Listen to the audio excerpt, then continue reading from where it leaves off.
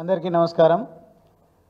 పెద్దలు doctor RS Praveen Kumar గారు చెప్పినట్టుగా ఏదైతే తెలంగాణలో కాంగ్రెస్ ప్రభుత్వం వచ్చిన తర్వాత రేవంత్ రెడ్డి గారి నేతృత్వంలో ఆధ్వర్యంలో రాష్ట్రం అన్ని విధాలుగా ఎట్లా నాశనం అవుతుందో చెప్పడం జరిగింది. ముఖ్యంగా ఈ విషయాలన్నింటినీ కూడా ప్రశ్నించే ప్రయత్నం బీఆర్ఎస్ పార్టీ నాయకత్వం చేస్తూ ఉంటే దాడులకు పురిగొల్పుతా ఉన్నారు రేవంత్ రెడ్డి గారు.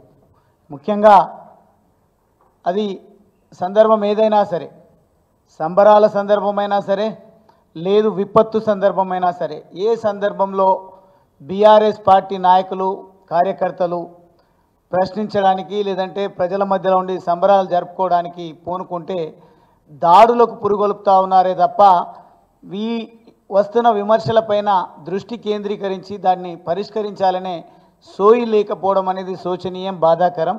ఈ సందర్భంగా నిన్నటికి నిన్న గౌరవ మాజీ మంత్రివర్యులు హరీష్ రావు గారిపైన దాడి, బీఆర్ఎస్ పార్టీ నాయకులపైన దాడులు, హెచ్చరికలు, అంతెందుకు నా నియోజకవర్గంలో కూడా నిన్న మార్లపాడు తండా అని ఈ వరదలలో ముంపుకు గురైంది. నా చెంచు సోదరులు కూడా వరదలలో ఇరుక్కుపోయి ఉన్నారు. కానీ నేను అక్కడికి వస్తున్నాననే సమాచారం తెలిసిన కాంగ్రెస్ పార్టీ గువ్వల బాలరాజు ఇక్కడ వస్తే మళ్ళీ కేసీఆర్ గారి పేరుతో ఇక్కడ ప్రజలకు జరిగిన న్యాయం, ఆ రోజు నక్కలగండి నిర్మాణానికి భూములు కోల్పోయినటువంటి ప్రజలకు నష్టపరిహారాన్ని చెల్లించేటువంటి విషయంలో అద్భుతమైనటువంటి పాత్ర నేను పోషించాను. కాబట్టి అక్కడికి నేను వెళ్ళినట్టయితే ఎమ్మెల్యే దగ్గరికో లేదంటే ప్రభుత్వ యంత్రాంగం దగ్గరకో రైతులు ప్రజలు వెళ్ళే ఆస్కారం ఉండదు. వస్తే మాత్రం దాడి చేయాలని నిన్న వాళ్ళు నా పైన కుట్ర చేసినటువంటి విషయాన్ని దృష్టిలో పెట్టుకొని భయపడి కాదు, కానీ ప్రజలు కూడా ఆలోచించాలి. అలవిగాని హామీలు ఇచ్చినటువంటి ఈ దరిద్రపు ప్రభుత్వానికి కాంగ్రెస్ పార్టీకి ఓట్లు వేసినందుకు ఈరోజు ప్రజలు ఏ రకంగా తల్లడిల్లుతా ఉన్నారో అర్థం చేసుకోవాలి. నిజంగా మేము కూడా నిస్సహాయ స్థితిలో ఉన్నాం. ఒకవేళ వస్తేనేమో వచ్చి వీళ్ళే ఇక్కడ ప్రజల్లో గందరగోళాన్ని సృష్టించిందని విమర్శ చేసేటువంటి ప్రయత్నం చేస్తారు. నక్కలగండి నిర్మాణం ఎవరు చేసిండ్రో మనకందరికి కూడా తెలుసు. ప్రభుత్వ ఆలోచన ఏంది, ఆలస్యానికి కారకులు ఎవరో కూడా ప్రజలకు తెలుసు.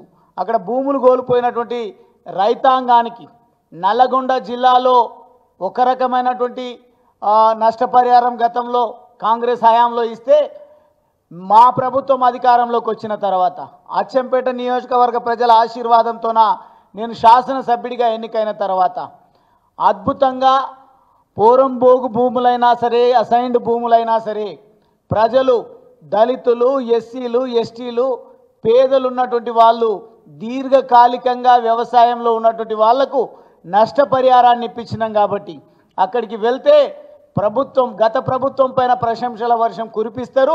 దాన్ని చూసి జీర్ణించుకోలేం. కాబట్టి దాడులే ఏకైక మార్గంగా ఎంచుకొని ఈ కాంగ్రెస్ ప్రభుత్వం దాడులకు పురిగొల్పుతా ఉంది. కాబట్టి మేము నిజంగా బాధలో ఉన్నాం, ఇబ్బందుల్లో ఉన్నాం. ఒకవేళ పోరాడితే పోయేదేమీ లేదు, బానిస సంఖ్యలు తప్ప అని నినాదాన్ని నమ్మి తెలంగాణ రాష్ట్ర సాధన ఉద్యమంలో ఆంధ్ర నాయకత్వం పైన, ఆంధ్ర పెట్టుబడిదారులపైన ఉద్యమం చేసి కేసీఆర్ గారి నాయకత్వంలో తెలంగాణ రాష్ట్రాన్ని సాధించుకున్నాం.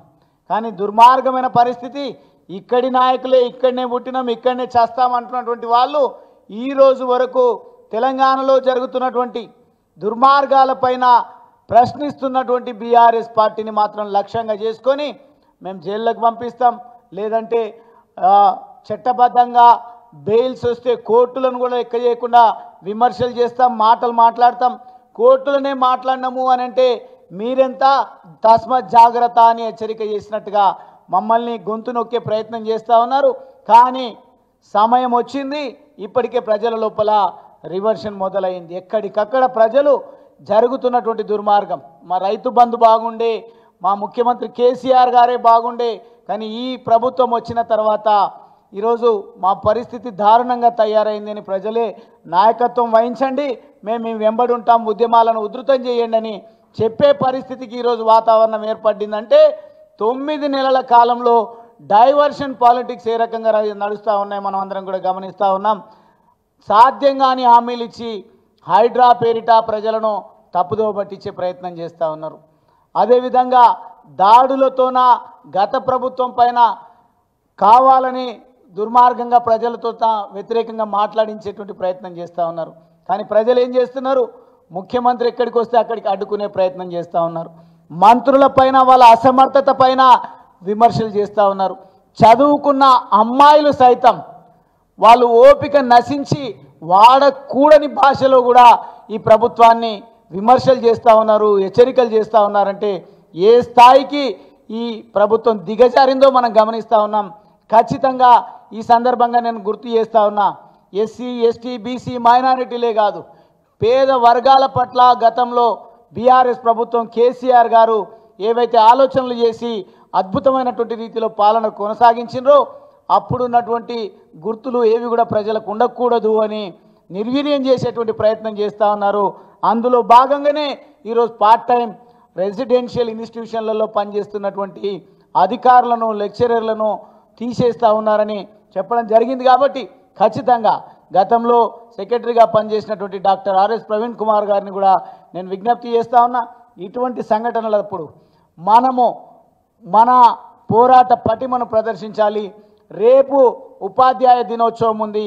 మనము ఈరోజు ఏదైతే ఈ ప్రభుత్వం చేత తొలగించబడ్డటువంటి ఉపాధ్యాయుల పక్షాన నిరసన కార్యక్రమాన్ని తీసుకుంటే బాగుంటుందని నేను భావిస్తూ ఉన్నా. రాష్ట్ర వ్యాప్తంగా ఉన్నటువంటి నష్టపోయినటువంటి విద్యార్థుల తల్లిదండ్రులు ఏదో 2000 కుటుంబాలే కాదు ఇప్పుడు నష్టపోయింది, 10 లక్షల విద్యార్థుల భవిష్యత్తు అంధాకారంగా మారేటువంటి ప్రమాదం ఉంది. కాబట్టి రేపు ఒకవేళ కనుక మళ్ళీ మేము ప్రకటించే ప్రయత్నం చేస్తాం. రాష్ట్ర వ్యాప్తంగా ఈ విషయం పట్ల ప్రతి ఒక్కరూ గొంతు విప్పాల్సిందే.